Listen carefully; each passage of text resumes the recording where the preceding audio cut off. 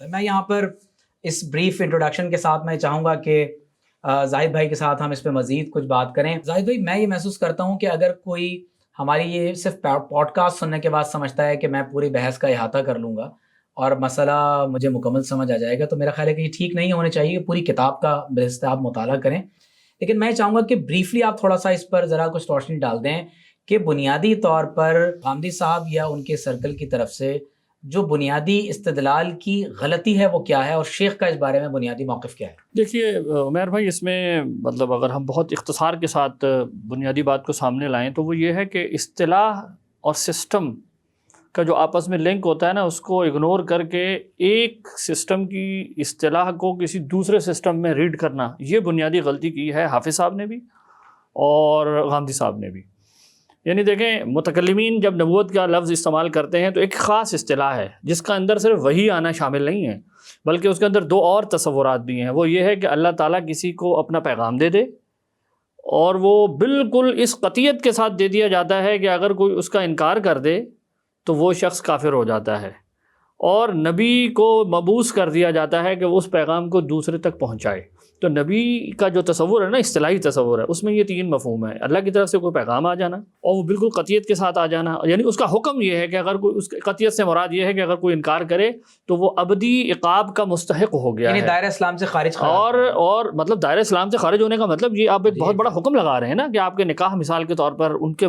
مسائل اس پہ وارد ہوں گے، طلاق کے مسائل وارد ہوں گے، وراثت کے احکام بدل جائیں گے، اور ابدی عقاب آخرت میں. تو یہ احکامات ہیں جو اس کے ساتھ جڑے ہوئے ہیں، اور پھر وہ دوسروں کو پہنچانے پر مکلف کر دیا گیا خود نبی کہ اگر نہیں پہنچائے گا گویا نبی بھی اکاؤنٹیبل ہو جائے گا خدا کی بارگاہ میں جا کے. اب یہ نبوت کے اجزاء ترکیبی ہیں. امت نے بہت محنت کے ساتھ نصوص پہ غور و فکر کر کے اس نتیجے تک پہنچے کہ یہ صرف وحی کا آنا نہیں ہے، کیونکہ ہمیں پتہ ہے وحی جو ہے وہ آسمان اور زمین اور مکھی اور ہر چیز کی طرف ہو رہی ہے، حضرت عیسیٰ کے حواریوں کی طرف ہو رہی ہے. تو اتنی سادہ لوہی سے نہیں کہا جا سکتا. اجزاء نبوت میں سے ظاہر قرار اب شیخ نے اب ہمارے متکلمین جب نبوت کو بند کر دیتے ہیں اس خاص مفہوم میں،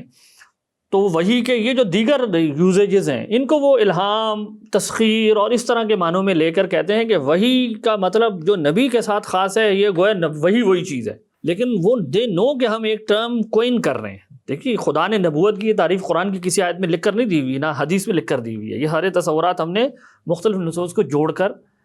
جمع کر کے ایک مفہوم بنا لیا ہے. شیخ کا تصور جو ہے نا، اس بارے میں بحث کرنے کا طریقہ فرق ہے. دیکھیں، اس کی بنیادی موٹیویشن یہ ہے کہ نصوص کے اندر یہ بات حقیقت ہے کہ نبوت کا لفظ غیر نبی کے لیے بھی آیا ہے. مثال کے طور پر 4 چیزیں ہیں جو شیخ کے پیش نظر ہیں. پہلی چیز، آسمان زمین ہر چیز کی طرف اللہ تعالیٰ رہنمائی کر رہے ہیں، ان کو نبا پہنچا رہے ہیں، تو یہ ایک قرآن میں بیان ہوا ہے. پھر شیخ اس چیز کو لیتے ہیں کہ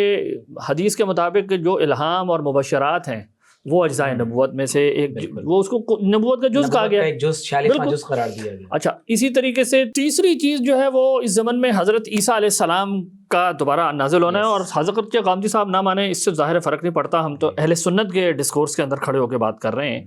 اور اہل سنت اور مسلمانوں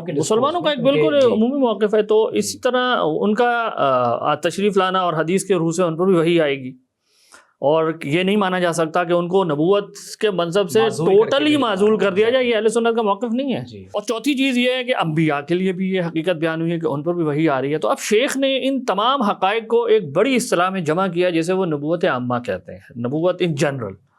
اب یہ جو نبوت ان جنرل ہے، یہ اصل میں ان کی گاڈ ورلڈ ریلیشن شپ کا نام ہے، کہ خدا کا ہر چیز سے ایک تعلق ہے. وہی مانا کہ وہ کلام کر رہا ہے، ان کو خبر دے رہا ہے، اور اس خبر کی بنیاد پر ہر چیز خدا کا شعور رکھتی ہے. اچھا، آپ زاہد بھائی آپ غور کیجئے کہ جب عالم ارواح میں اللہ نے تمام بندوں سے کہا الست بربکم قالوا بلا، تو گویا کہ تمام انسانیت کو اللہ تعالیٰ سے مخاطبت کا ایک شرف حاصل وہاں بھی سب مل گیا. تو شیخ کہتے ہیں کہ یہ زمین اور قرآن میں آ رہا ہے، زمین اور آسمان اللہ کی تصدیق کر رہی ہیں، یہ نہیں آتا ہے کہ اللہ کی طرف سے وہی ہو رہی. بالکل. اب پوائنٹ یہ ہے کہ شیخ کہتے ہیں کہ یہ جو گاڈ ورڈ ریلیشن شپ ہے،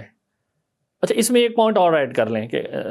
شیخ کے ہاں خلق کا تصور جو ہے نا وہ اس طرح کا نہیں ہے جیسے ایک بڑھائی ٹیبل بنا دیتا ہے اور ٹیبل کو اس کا شعور نہیں ہوتا کہ میرا بنانے والا کون ہے، بلکہ خدا جب کسی چیز کو خلق کرتا ہے تو ساتھ ہی شعور دے دیتا ہے، اس کو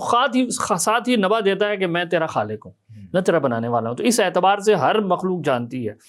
تو خلق کے لفظ سے وہ بات پوری نہیں ہوتی جو کمیونیکیشن اس کے اندر شامل ہو جائے. اس لیے وہ کہتے ہیں یہ نبوت عامہ گاڈ ورلڈ ریلیشن شپ ہے. اب انہیں اس بات کا احساس ہے کہ جب میں نے نبوت کو اتنا براڈلی ڈیفائن کر لیا ہے تو ظاہر ہے جو انبیاء والی نبوت ہے جس کے ساتھ خاص احکام وابستہ ہیں کہ وہ مکلف بنانے والے ہیں، وہ شریعت دینے والے ہیں، اور ان کا انکار کرنے والا جہنمی ہے وغیرہ، تو اس کا کیا کریں؟ تو اس کے لیے وہ ایک الگ استعمال کرتے ہیں، اسے وہ نبوت خاصہ کہتے ہیں، نبوت تشریعی کہتے ہیں. اب دیکھیں وہ اپنی اصطلاح میں جب بات کریں گے نا ختم نبوت کی تو وہ کیسے کریں گے؟ متکلم کیسے کرے گا؟ متکلم نے چونکہ نبوت کا مفہوم بند کیا ایک خاص اصطلاحی مفہوم میں، تو وہ کہے گا نبوت ختم ہو گئی. مراد یہ ہے کہ یہ اصطلاحی مفہوم ختم ہو گیا کہ اب کوئی اشارے نہیں آئے گا، اب کوئی مکلف بنانے والا نہیں آئے گا. شیخ اگر اتنی عمومی بات کر دیں گے تو اس کا مطلب گویا یہ پیدا ہو جائے گا کہ نبوت عامہ ختم ہو گئی. وہ کہتے ہیں نبوت عامہ تو جاری ہے اور وہ قیامت میں بھی جاری رہے گی. اور جیسے ابھی آپ نے مثال دی کہ یہ تو انبیاء کے مبعوث ہونے سے پہلے بھی اللہ تعالیٰ کا یہ معاملہ اپنی مخلوقات کے ساتھ جاری ہے، مرنے کے بعد بھی اللہ تعالیٰ اپنے بندوں سے جب کلام فرمائے گا قیامت کے دن، اور احادیث میں بہت سارے بندوں کا اللہ تعالیٰ سے ہم کلام ہونا، بالکل مکالمہ. شہید حاضر ہوگا، اللہ پوچھے گا تو نے کس لیے جان دی. اسی طرح جو الخلق عیال اللہ والی حدیث ہے، تو اس میں تو یہ بات بہت واضح طور پر ہے کہ بندوں کا اور خدا کا کمیونیکیشن اس دنیا میں آنے سے پہلے بھی تھا، اور جب اللہ کی بارگاہ میں مرنے کے بعد حاضر ہوں گے تو اس وقت بھی اللہ تعالیٰ سے بندوں کا ایک ہم کلام ہونا ضرور ہوگا. اور وہاں کہیں نہیں ہے کہ یہ جبرائیل کے ذریعے ہو رہا ہوگا، یعنی کہیں تو نری مخاطبت تو نبوت کے اس مفہوم کو پورا نہیں کرتی. اس لیے علماء نے ہمارے یہاں ایڈ کیا. تو ہمارے متکلمین اس کو کہیں گے کہ جی نبوت ختم ہو گئی، بات ان کی اصطلاح میں بات ختم ہو گئی. ان کا موضوع اصل میں اس بات نبوت کے حوالے سے وہ عقیدے کے باب سے بات کر رہے ہیں. شیخ نے چونکہ اپنا ایک ورلڈ ویو الگ طریقے سے پوری چیزوں کو ڈیفائن کیا ہے، اسماء الہیہ کے سسٹم کے اندر وہ اس کا ایک خاص مقام ہے، وہ ایک الگ موضوع ہے. تو وہ نبوت کو اس طرح عمومی طور پہ نہیں کہہ سکتے. تو وہ کہتے ہیں نبوت خاصہ ختم ہو گئی، نبوت تشریع ختم ہو گئی. اب بات وہی کہہ رہے ہیں، لفظ فرق ہے. اچھا یہ بتائیں، اب وہ جو آپ کہہ رہے تھے نا کہ ان کو غلطی کیا ہوئی، انہوں نے کیا یہ کہ شیخ کی وہ عبارتیں جس میں یہ بات آئی نا کہ نبوت تو بس جاری ہے، قیامت تک جاری رہے گی، اور مقام نبوت ابھی بھی جاری ہے، تو انہوں نے سمجھا کہ شاید وہ والا مقام نبوت جاری ہے جس کو یہ جو متکلمین کہتے ہیں. تو یہ ان کی بنیادی غلطی. اچھا یہ بتائیے کہ جب ہم شیخ کی عبارات کی روشنی میں اس طرح گفتگو کرتے ہیں، اور بالخصوص قرآن مجید میں اور احادیث مبارکہ میں لفظ نبوت، وحی اور رسالت کن کن معنی میں استعمال ہوا ہے، تو جب اس کو اردو زبان میں ہم ایکسپریس کرتے ہیں تحریر میں یا تقریر میں، یا شیخ نے جس نظام کے تحت اس کو بیان کیا ہے، تو ہمارے ہاں دور حاضر میں ایک اور بہت معروف شخصیت ہیں جناب محترم احمد جاوید صاحب، ہمارے مخدومین میں سے ہیں، اور ہم بہت ان کا ادب بھی کرتے ہیں، بہت کچھ سیکھتے بھی ہیں ان سے. تو ان سے جب میری اس کتاب کے حوالے سے بات ہوئی تو انہوں نے ایک رائے کا اظہار کیا کہ شیخ نے جس اصطلاح میں گفتگو کی ہے اس سے توحش پیدا ہوتا ہے، اور گویا کہ شیخ نے کوئی ایسی بات کہہ دی ہے جو دین کے لیے بہت خطرناک ہے، اور ہمارے علمی عرف کے اندر یہ مزاج کبھی نہیں رہا کہ اس طرح کی کوئی بات کبھی کہی گئی ہو. تو آپ اس رسپانس کو کیسے دیکھتے ہیں کہ کیا یہ رسپانس کیا اس طرح سے دینا ٹھیک ہے کہ توحش پیدا ہو گیا ہے؟ کیا واقعتاً یہ توحش ہے، یا محض کسی علم سے، کسی ڈسکورس سے، کلی ناواقفیت کی وجہ سے اگر مجھے کسی چیز سے توحش ہو جاتا ہے تو کیا یہ اس کے غلط ہونے کی دلیل ہو جاتی ہے؟ اچھا یہ جو آپ نے کہا کہ آپ کی ان سے کوئی پرسنلائزڈ گفتگو ہے، اس کے علاوہ بھی ابھی کچھ عرصہ پہلے سوشل میڈیا پر ان کی ایک ویڈیو بھی اپلوڈ ہوئی تھی جس میں وہ کہیں لیکچر دے رہے ہیں، اور اس لیکچر کے دوران بھی آپ نے یہ بات فرمائی ہے کہ شیخ کا یہ والا جو پہلو فکر کا نبوت کے معاملے میں، وحی کے معاملے میں، یہ گویا دین کے لیے بڑا کوئی خطرناک چیز ہے، اور دین کے ساتھ گویا کوئی کسی معنی میں غداری کا پہلو اس کے اندر پایا جاتا ہے، اور اس کا دفاع نہیں کیا جانا چاہیے. اور شاید انہوں نے ہماری کتاب سے پہلے بھی غامدی صاحب کے اس مضمون پر یہ تبصرہ کیا ہوئے اس طرح کی بات کہی تھی کہ اس کا آج تک کسی نے جواب نہیں دیا، گویا دیا بھی نہیں جا سکتا، لوگوں نے اس سے یہ معنی اخذ کیے. دیکھیے آپ نے جیسے کہا کہ بہت صاحب علم شخصیت ہیں، ماشاءاللہ تقوی میں بھی ہم سے یقیناً زیادہ ہیں، لیکن اس سب کے باوجود بھی یہ کہنا پڑتا ہے کہ اگر ہماری کتاب کو پورا پڑھ لینے کے بعد بھی ان کا یہ تاثر ہے تو مجھے حیرانی ہے اس بات پر کہ ایک اصطلاح کے اوپر کیسے کوئی جھگڑا کر سکتا ہے. دیکھیں جیسے میں نے آپ کو کہا اصطلاح یوں بنتی ہے، یہ جو نبوت کی اصطلاح جس کو وہ توحش محسوس نہیں کر رہے، یہ بھی میں شرط لگا سکتا ہوں کوئی بھی شخص ہم سے گفتگو کر کے کسی ایک آیت میں دکھا دے کہ نبوت کا یہ مطلب یہاں لکھا ہوا ہے، وہ تو کہیں بھی نہیں ہے. یہ تو ماہرین نے اجتہاد کر کے ایک اصطلاح بنائی ہے تاکہ ہم چیزوں کو ڈفرینشیٹ کر سکیں، معنی خلط ملط نہ اور ہو. اصطلاح بنائی ہی اس لیے جاتی ہے کہ چیزیں تصورات آپس میں خلط ملط نہ ہو جائیں. احکام اصل میں تصورات خلط ملط ہونے سے احکام خلط ملط ہو جاتے ہیں. تو علماء نے یہ محنت کی ہے، بہت اہم چیز تھی. شیخ اس سے پوری طرح واقف ہیں. انہوں نے اپنی اگر اصطلاح بنائی ہے تو اب اس کے اوپر یہ جھگڑا کرنا کہ یہ لفظ انہوں نے استعمال کر لیا، اس سے کوئی مجھے توحش ہو رہا ہے، تو توحش تو عام طور پر ہمارا ایک ذاتی قسم کا مطلب وہ ایک فیلنگ ہے کہ یار چونکہ میں ایک چیز کے بارے میں کمفرٹیبل نہیں ہے، کیونکہ مے بی میں اس کو جانتا نہیں ہوں، یا مے بی میں یہ نہیں جانتا کہ دین کے مزاج میں یہ ایک عام بات ہے. یعنی علماء آپ اجتہاد کے چیپٹرز پڑھیں، وہ صاف لکھ دیتے ہیں کہ علماء جو ہے نبی کی طرح تشریح کر رہے ہوتے ہیں. اس کو یہ دیکھیے کہ اگر کوئی دین کے بہت سادہ سے کسی تصور کو، کسی عبادت کو فرض کریں جیسے نماز ہے، اگر اس کو کوئی بہت ہی فلسفیانہ انداز سے بہت مشکل اردو کے الفاظ استعمال کر کے ٹھہر کر بہت پیچیدگی کے ساتھ گفتگو کرے تو یقیناً بہت سے لوگ کہیں گے کہ ہمیں بہت توحش ہو رہا ہے. ہاں مطلب اسے مشکل محسوس ہو سکتی ہے. جی مشکل ہو سکتی ہے. اچھا اس میں آپ دیکھیں گے، وہ ہم نے جیسے مثال بھی دی ہے کہ ہماری فقہ کے اندر رب المال کا تصور ہے. جی اب کوئی کہے کہ یار یہ فقہ والوں نے جو ہے نا یہ رب المال کا مداربہ کے اندر تصور دے دیا ہے، اس سے تو گویا یہ اس شخص کو رب کہہ رہے ہیں. سورہ یوسف میں بادشاہ کے لیے رب کا لفظ استعمال ہوا ہے، تو وہاں بھی ظاہر ہے کہ وہ رب اس معنی میں تو نہیں ہے کہ نعوذ باللہ وہ خدا کے لیے. اچھا اس میں سب سے دلچسپ پہلو آپ یہ دیکھیں کہ شیخ کے اوپر اعتراضات ہوئے ہیں ہماری تاریخ میں، اور اس میں بھی شک نہیں ہے کہ جہاں ان کو لوگوں نے کتب لکھا ہے ان کی تکفیر بھی کی ہے، اور ہر طرح کی یعنی آخری درجے میں ان کی ضلالت کے فتوے موجود ہیں. جو ان کو کافر نہ مانے وہ بھی کافر ہے، یہاں تک کہا. اور حافظ صاحب نے تو تھوڑا سا مبالغہ کرتے ہوئے یہاں بھی کہہ دیا کہ اس میں گویا اجماع پایا جاتا ہے ان کی تکفیر میں، حالانکہ وہ چیپٹر لکھنے کا مقصد یہی تھا کہ دکھایا جائے کہ ایسا اجماع نہیں ہے. اہل حدیث مکتبہ فکر کے جو بہت بڑے عالم ہیں جن کو شیخ الکل کہا جاتا ہے، سید نذیر دہلوی، وہ باقاعدہ شیخ کے لیے خاتم الاولیاء اور بڑے بڑے القابات انہوں نے استعمال. بالکل ایسے ہی. مہر صاحب ذرا اس کو اس پہلو سے بھی دیکھیں کہ شیخ کے اوپر بہت سارے اعتراضات ہوئے ہماری تاریخ میں. شیخ ابن تیمیہ آپ کے سخت ترین ناقدین میں سے ہیں، لیکن انہوں نے کبھی شیخ کے اوپر یہ الزام نہیں لگایا کہ یہ ختم نبوت کے بھی منکر ہیں. ہماری تاریخ میں یہ الزام بہت بعد میں چند ایسے لوگوں کو غلط فہمی لگی ہے کہ وہاں اس میں بھی کوئی یہ بھی معنی پایا جاتا ہے. وجہ کیا ہے؟ ہمارے علماء اصطلاحات اور معنی قانونی ذہن جن کے ہوتے ہیں وہ سمجھتے ہیں کہ یہ تو ایک کامن سی پریکٹس ہے، اس میں کیا ہے کا جھگڑا. تو اگر احمد جاوید صاحب کا یہ مطلب تاثر ہے، یعنی اس کو میں تاثر کہہ سکتا ہوں، یہ کوئی استدلال نہیں ہے، دلیل نہیں ہے. اگر وہ سمجھتے ہیں کہ یہ دین کے بارے میں کوئی خطرناک چیز ہے تو وہ دلیل لائیں، ہم اس کا تجزیہ کر لیں گے اور ہم ہو سکتا ہے ہم اپنی اصلاح کر لیں. لیکن محض یہ کہنا کہ انہوں نے وہی کا لفظ استعمال کر لیا ہے وہ یا اسی طریقے سے اس میں ایک چیز اور میں ایڈ کرنا چاہوں گا کہ جیسے وہ کہتے ہیں کہ اور یہ اس اعتراض بھی انہوں نے غامدی صاحب وغیرہ اور ادھر ادھر سی جو چیزیں ہیں ان کے ساتھ جمع کیا ہوا ہے، اور پرانے لوگ یہ کرتے ہیں، یہ کوئی نیا اعتراض بھی نہیں ہے کہ انہوں نے لکھ دیا ہے کہ جی اولیاء کو وہ ملا ہے، اے گروہ انبیاء جو ہمیں ملا ہے وہ آپ کو نہیں ملا وغیرہ. اب اگر آپ اس کا تجزیہ کریں تو آپ کو نظر آئے گا کہ یہ شیخ کے اپنے الفاظ ہی نہیں ہیں. نمبر 1 یہ ان کو ایک روایت ملی ہے جس کو انہوں نے اپنی کتاب میں ڈسکس کیا ہے. اچھا پھر آپ دیکھیں ہر جو بڑا ذہن کا آدمی ہوتا ہے نا، مثلا فقہ کی ٹریڈیشن میں جائیں تو آپ دیکھیں گے کہ امام جساس ہوں یا امام سرخسی ہوں، یہ ان کی اصطلاحات میں تھوڑے فرق ہوتے ہیں. مثلا امام جساس کے ہاں یہ دلالتوں کی 4 نام نہیں ہیں جو قاضی دبوسی انٹروڈیوس کرواتے ہیں آ کے کہ بھائی یہ اس طرح سے کلاسیفائی کر. اچھا جب ایک شخص اصطلاح کوئن کر لیتا ہے، کلاسیفیکیشن بنا لیتا ہے، تو وہ پرانے ڈیٹا کو کیا کرتا ہے، اس کے اندر ایکسپلین کرنے کی بتاتا ہے کہ یار ہمارے سے پہلے والوں نے یہ چیز یوں کہی ہے، اس کا یہ مطلب ہے، میرے سسٹم میں یوں بیٹھ رہی ہے. شیخ نے اپنی جو نبوت کی یہ نبوت عامہ اور خاصہ کی اصطلاح جب بنائی ہے چیزوں کو کلاسیفائی کرنے کے لیے، تو انہوں نے کہا کہ یہ جو عبارت ہے میرے سسٹم میں اگر لاؤ گے تو اگر تو کوئی شخص یہ اس سے مراد لیتا ہے کہ اے گروہ انبیاء آپ کو وہ ملا ہے جو ہمیں نہیں ملا، مطلب یہ کہ آپ کو نبی ہونے کا لقب ملا ہے، ہمیں نہیں ملا کیونکہ وہ نام ختم کر دیا گیا، نبوی اب کسی کو نہیں کہا جائے گا، لیکن ہمیں کچھ ایسا ملا ہے جو آپ کو نہیں ملا. اس کو اگر محمول کرے وہ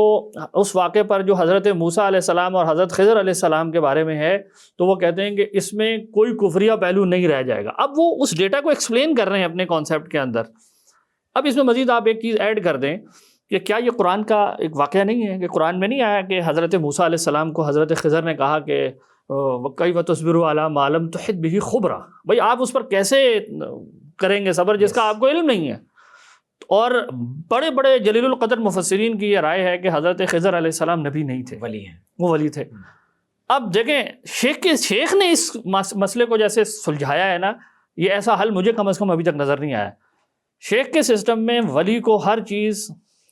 امتی کو ہر فیض اپنے نبی کے واسطے سے ملتا ہے، اللہ تعالیٰ سے جو فیض ملا وہاں سے ملا ہے۔ شیخ کا کہنا یہ ہے کہ حضرت خضر علیہ السلام کسی اور نبی کے امتی تھے جن کی شریعت اور نبوت نبوت علیہ السلام کے پاس اس وقت نہیں تھا۔ ان کی شریعت میں ایسے حقائق کا کشف جائز تھا، روا تھا، تو اس نبی کے واسطے سے حضرت خضر کو وہ فیض پہنچا۔ اور چونکہ حضرت موسیٰ علیہ السلام کی شریعت میں اللہ تعالیٰ کو یہ منظور نہ تھا کہ کشف، ان معاملات کا کشف ہو، تو ان کی شریعت میں نہیں چلا۔ تو اب آپ دیکھیں کہ حضرت خضر کو فیض کہاں سے ملا ہے؟ لوگ کہہ رہے ہیں شاید انہوں نے حضرت خضر کا موازنہ کر دیا ہے حضرت موسیٰ سے۔ بھائی وہ نبی کا نبی سے موازنہ ہے، یہ بالکل ایسے ہی بات ہے جو بالکل عام ہے، ہمارے علماء کی کتابوں میں بھری ہوئی ہے کہ اسلام سب سے اعلیٰ شریعت ہے، یہ شریعت سب سے کامل ہے۔ تو کیا ہم گویا کوئی مطلب اگر پیدا کرنا چاہے الٹے، تو کیا یہ مطلب نہیں بن گیا گویا حضرت موسیٰ علیہ السلام کی شریعت ناقص تھی؟ معاذ اللہ ہم یہ کہنا چاہتے ہیں؟ ظاہر ہم یہ نہیں کہنا چاہ رہے، ہم تو کہہ رہے ہیں کہ موازنہ میرا اور حضرت موسیٰ کا تھوڑی ہو رہا ہے کہ میں کسی اعلیٰ شریعت پر عامل ہوں، حضرت موسیٰ کمتر پر ہیں، بلکہ یہ حضور علیہ السلام اور حضرت موسیٰ علیہ السلام دونوں جلیل القدر انبیاء ہیں، ان کا موازنہ ہے۔ تو یہ کانٹیکسٹ کو سمجھے بغیر عبارات کو توڑ موڑ کر پیش کرنا، زاہد بھائی میں اس میں ایک بات یہ ایڈ کرنا چاہوں گا کہ جب کوئی کتاب عربی زبان میں لکھی جاتی ہے اور اس میں ایک ایسی جلیل القدر ہستی جو علم الکلام، تصوف، قرآن و سنت کے علاوہ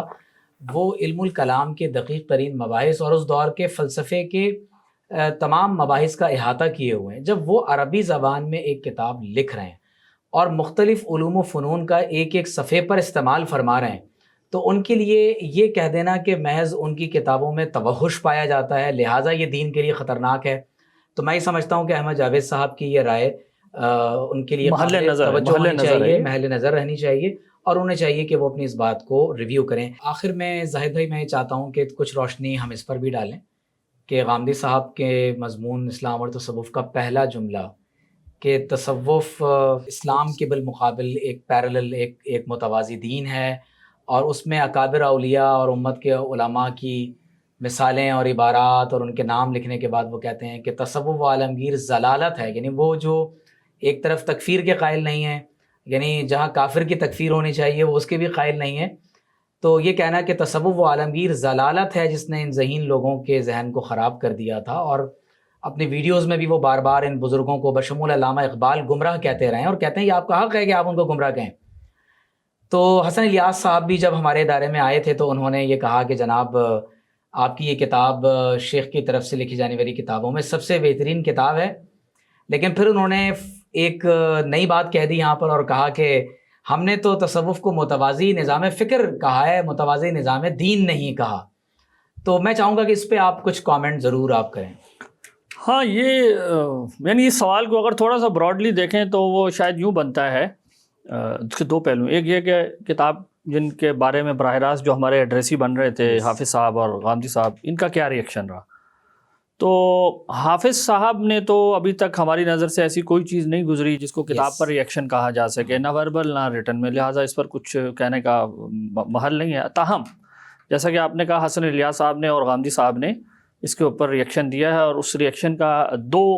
پہلو ہیں۔ ایک پہلو تو یہی ہے کہ انہوں نے میری نظر میں یہ توجیہ ہے، یہ تعویل ہے جو انہوں نے اپنے پرانے موقف سے بغیر کہے جسے کہتے ہیں رجوع کرنا، کیونکہ اگر وہ اپنے موقف پر قائم ہے تو وہ کھل کر کہیں کہ کیا وہ اب بھی شیخ کے بارے میں یہی رائے رکھتے ہیں کہ انہوں نے عقیدہ ختم نبوت کا انکار کیا ہے اسی معنی میں جو یہ پہلے کہتے تھے، جیسے وہ دوسرا گروہ کر دیتا ہے، یا تو یہ کھل کر یہ بات کہیں۔ اگر وہ یہ سمجھتے ہیں کہ انہوں کے یہ اس اوپینین سے پیچھے ہٹ گئے تھے کہ کتاب ہم نے اسی موضوع پہ لکھی ہے، کہ آپ اپنی اس رائے کے اوپر اس کے اوپر رجوع کر لیں، اس کو ریویو کر لیں کہ کیا واقعی شیخ نے ایسا کہا ہے۔ اگر تو وہ اس سے ہٹ گئے ہیں اور اس کے بعد یہ اپنی بال کی توجیہ کر رہے ہیں تو اٹس کوائٹ نارمل، یہ علم کے حلقوں کے اندر یہ ہوتا ہے۔ ہو سکتا ہے یہ کہنا کہ جی ہم نے متوازی دین سے مراد متوازی نظام فکر لی ہے، اگر یہ ان کی بات ہے تو اس کا مطلب خود ہی اپنی بات کو ڈائلیوٹ کر دیا۔ اور بات یہ ہے کہ اگر یہ متوازی دین متوازی نظام فکر کے معنی میں تو غامدیت بھی ایک متوازی دین ہے پھر، کیونکہ یہ انہوں نے اپنی اصطلاحات بنائی ہوئی، کوئی شخص یہ اور لوگ کہتے ہیں انہوں نے سنت کا آپ دیکھیں اپنا ایک تصور بنایا ہوا ہے جس کے اوپر حافظ صاحب نے بین ہی یہی اعتراض کیے ہوئے ان پر. میزان اور برہان کو بھی ایک مطلب حاصل ہے. اچھا اسی طریقے سے یہ کہنا کہ جی ہم نے متوازی نظام فکر کہا ہے تو یہ تو ان کے تبصرے میں تو فقہ بھی جو ہے وہ ایک پھر متوازی نظام فکر مطلب متوازی دین بن گیا. تو پھر یہ آگے بڑھ کر یہ کہیں کہ جی فقہ بھی متوازی دین ہے, علم کلام بھی متوازی دین ہے, کیونکہ ان کی اپروچ میں تو یہ قرآن کا اس طرح سے ہینڈلنگ نہیں ہے جیسے ان کی رائے میں مکتبہ فرائی کر رہا ہے, تو پھر سب کو متوازی دین کہیں. تو ہمارے خیال میں وہ جو آپ نے کہا کہ انہوں نے یہ بات اصل میں بات بنائی ہے جو سارٹ آف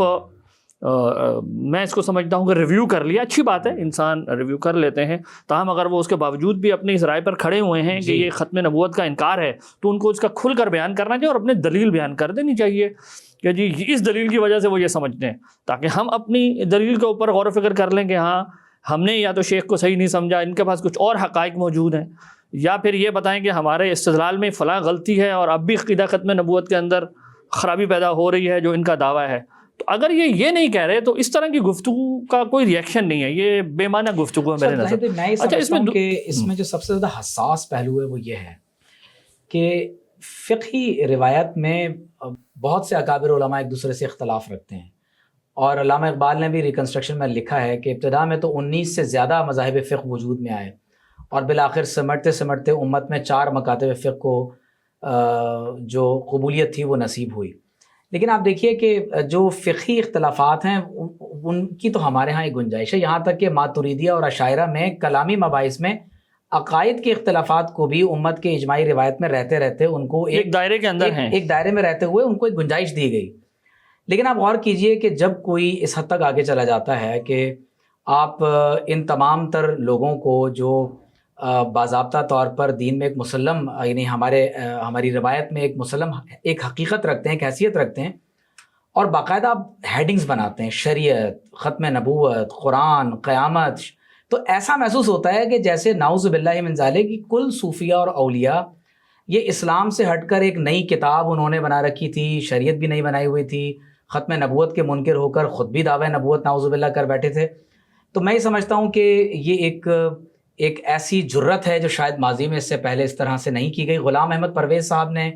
اپنے مضامین میں اس طرح کی کچھ اعتراضات کیے ہیں. وہ جو آپ نے کہا تھا نا کہ تصوف متوازی دین ہے, اس پر کچھ تبصرہ ہو جائے تو اس پر کنکلوڈنگ تبصرہ بہت اچھا آپ نے یہ ہائی لائٹ کیا ہے کہ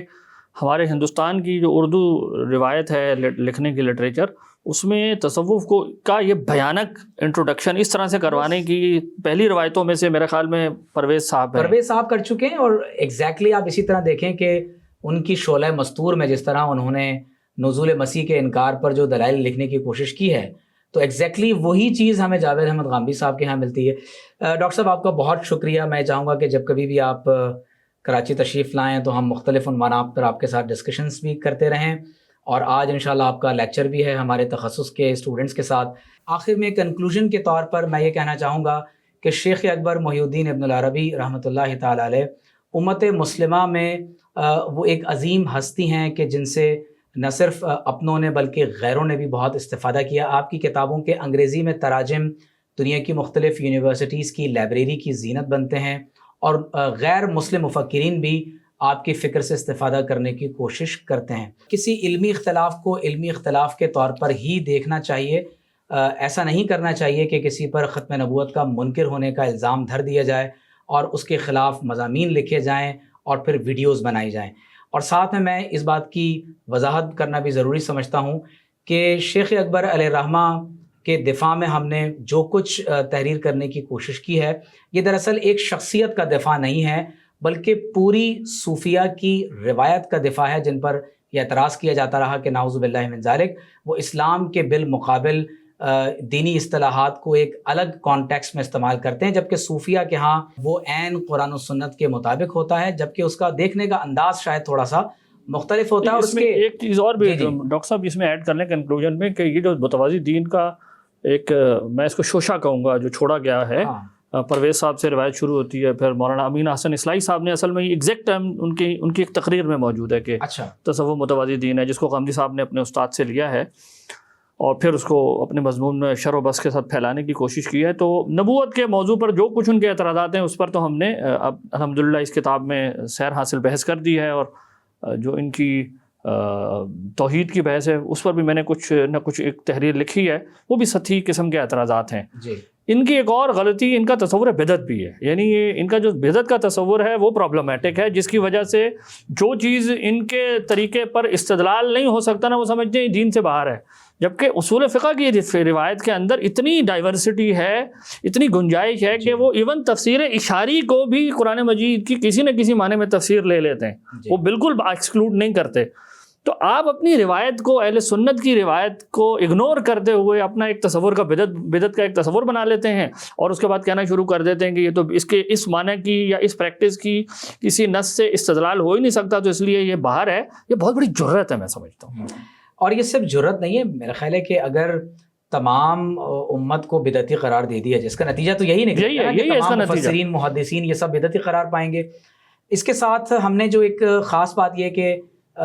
منکرین ختم نبوت کا موقف کس طرح سے شیخ اکبر کے موقف کے برخلاف ہے، اور میں یہ سمجھتا ہوں کہ یہ شیخ کی